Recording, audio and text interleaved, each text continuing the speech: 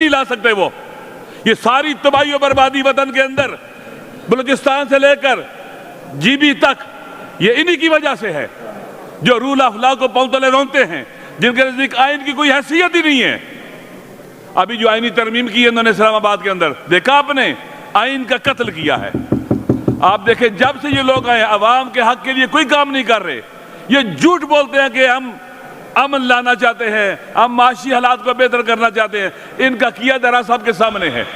لہذا ہمیں توقع ہی نہیں ہے. مختصر کرے جی. یہ بعض اوقات انسان اچھے نعرے لگاتا ہے، عناوین اچھے رکھتا ہے، لیکن مقصد اس کا بڑا خطرناک ہوتا ہے.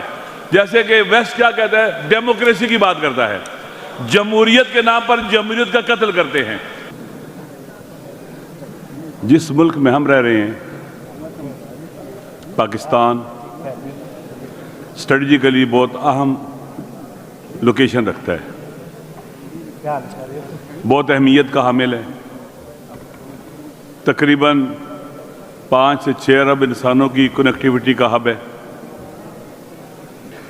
اور پھر اس دور کو دنیا کے بڑے بڑے مفکر، انٹلیکچوئل، سیاستدان shift of power from west to east کا دور کہہ رہے ہیں کہ پاور ویسٹ سے ایسٹ کی طرف شفٹ ہو رہی ہے. تاریخ میں یہ سرکل ہمیشہ چلتا رہا ہے. ویسٹ آسانی سے پاور کو ایسٹ کی طرف شفٹ نہیں ہونے دے گا. آپ جانتے ہیں کہ پہلے بھی جب دنیا پر 2 قطبی نظام آیا، ایسٹرن بلاک بنا جس کو سوویت یونین لیڈ کرتا تھا، ویسٹرن بلاک بنا جس کو امریکہ لیڈ کرتا تھا. 2 عالمی جنگوں کے بعد ہوا، کروڑوں انسان مارے گئے. اس وقت جو شفٹ آف پاور ہے، کیونکہ اس وقت کوئی سپر پاور نہیں بچی، پاور موونگ کنڈیشن میں ہے، اس نے ری سائز ہو کے ری شیپ ہونا ہے. ویسٹ کوشش کرے گا کہ شفٹ آف پاور کو سلو کرے اور روک دے. وہ پاور کو کبھی بھی اپنے ہاتھ سے نہیں جانے دیں گے، کیونکہ دنیا پر جو سیاست حاکم فرما ہے اسے ہم پاور پالیٹکس کہتے ہیں. اقتدار کی خاطر سیاسی جدوجہد، پاور کو ہاتھ میں لینے کے لیے ہدف اور مقصد پاور کا حصول ہوتا ہے، اقتدار کا حصول ہوتا ہے.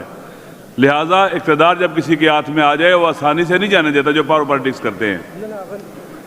اس وقت آپ دیکھ لیں کہ انہوں نے کیا کیا کہ ایسٹ کے ہارٹ پوائنٹس، جیسے انسان کے بدن میں ہارٹ پوائنٹس ہوتے ہیں، دل ہوتا ہے، جگر ہے، گردے ہیں، اگر ایک بھی ڈسٹرب ہو جائے باقی باڈی کے سارے آرگنز ٹھیک ہوں تو وہ بیمار ہو جاتا ہے انسان اور اپنی زندگی کو دوام نہیں دے سکتا. ایسٹ کے جو ہارٹ پوائنٹس ہیں ان میں سے ایک ویسٹرن ایشیا ہے، ایک ساؤتھ ایشیا ہے اور ایک ساؤتھ چائنا سی کی بات کی جاتی ہے. وہ چاہتے ہیں کہ یہاں پر ڈسٹربنس ہو، حالات خراب ہوں، ناامنی ہو، جس سے پورا ایسٹ ڈسٹیبلائز ہو جائے گا اور شفٹ آف پاور کا پروسیس سلو ہو جائے گا، رک جائے گا. جبکہ جب ایسٹ کی طرف پاور شفٹ ہو رہی ہے اور اس نے ہونا ہے کیونکہ ایسٹ کے اندر وہ تمام کے تمام بنیادی لوازمات موجود ہیں جو ایک دنیا کو لیڈ کرنے والے کنٹیننٹ کے اندر ہونے چاہیے. ہر لحاظ سے رچ ہے ایسٹ، ہر لحاظ سے. تو آپ کیا کریں گے؟ ڈسٹیبلائز کریں گے ان حساس ریجنز کو، ہارٹ پوائنٹس کو. ساؤتھ ایشیا جہاں ہم واقع ہے رہ رہے ہیں یہ بہت اسٹریٹجک ہے. یہ ایک حوالے سے آپ کہہ سکتے ہیں کہ shift of power from west to east کا گیٹ ہے. اس کو ڈسٹیبلائز کرنا، الجھانا اور پھر تباہ برباد کر دینا. پاکستان کا امن، ساؤتھ ایشیا کا امن پورے ایسٹ کا امن شمار ہوگا. ہمارے ایسٹ کی دشمن فورسز اور قوتیں چاہتی ہیں کہ یہاں پر حالات خراب ہو جائیں، ناامنی ہو، مشکلات ہوں، معاشی بحران ہو، سیاسی بحران ہو.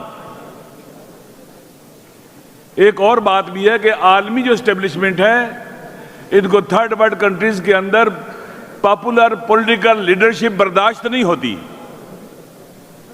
اگر تاریخ کا مطالعہ کریں ہمیشہ جو پاپولر پولیٹیکل لیڈرشپ ہوتی ہے یا اس کو فزیکلی اسیسینیٹ کرتے ہیں یا اس کی شخصیت کو خراب کرنے کی کوشش کرتے ہیں اور اس کی شخصیت کو قتل کرتے ہیں. یہ ایسا رہتا ہے، ان کا طریقہ کار ایسے ہے. وہ نہیں چاہتے کہ ایسٹ جو ان کی چراگاہ ہے یہ ان کے ہاتھ سے نکل جائے.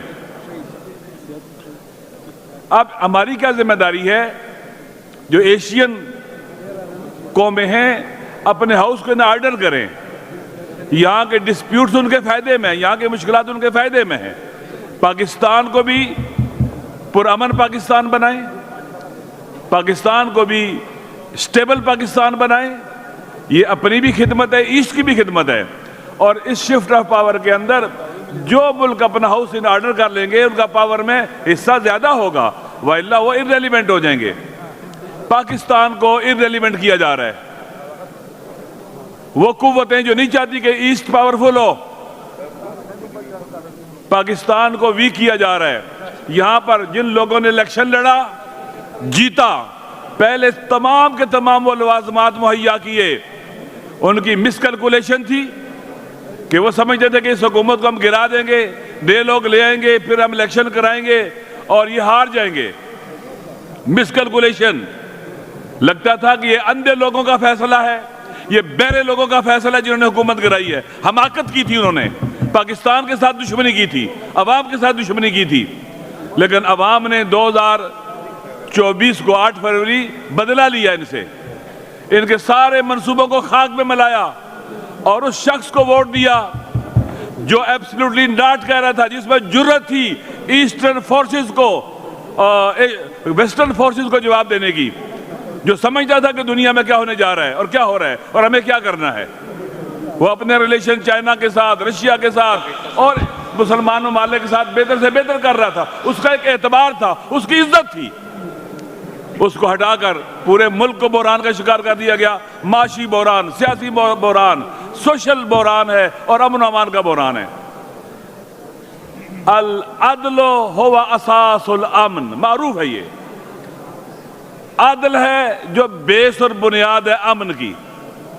اگر عدل نہیں ہوگا کبھی بھی امن نہیں آ سکتا، ظلم ہوگا کبھی امن نہیں آ سکتا۔ عدل اساس امن ہے۔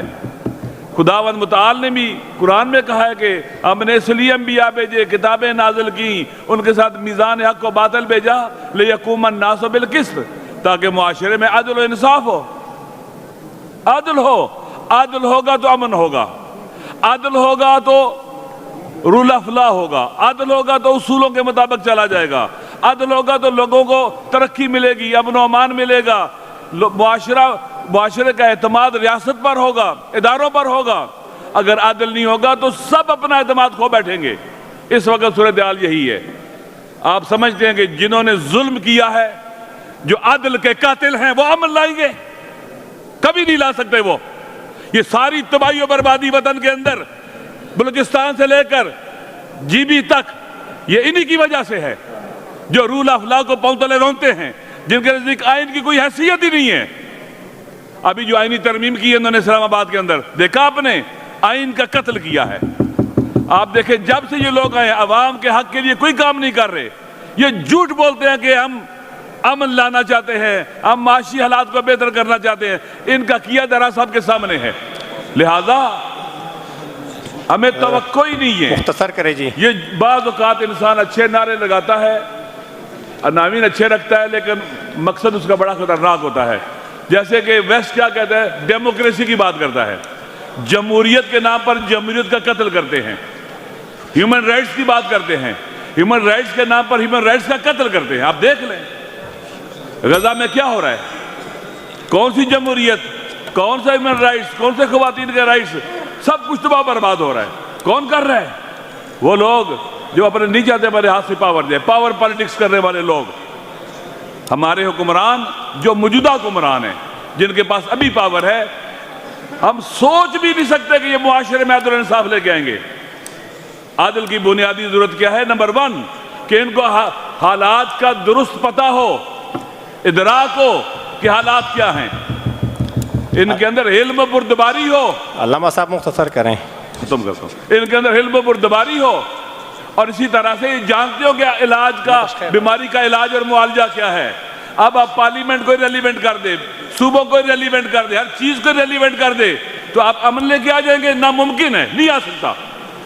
لہٰذا یہ جو آئینی ترمیم بھی ہوئی ہے، اس کو بھی ہم ریجیکٹ کرتے ہیں۔ یہ ظلم ہوا ہے پاکستان اور پاکستان کے عوام کے ساتھ، اور کسی کو بھی عوام کے حوالے سے کوئی ریلیف نہیں دیا گیا ہے۔ اسی بنیاد کے اوپر جیسے محمود خان جگدئی صاحب نے آج پارلیمنٹ میں اعلان کیا ہے، ہم سارے آج رات بھی اور ہمیشہ انشاءاللہ پروگرام آگے آتا رہے گا.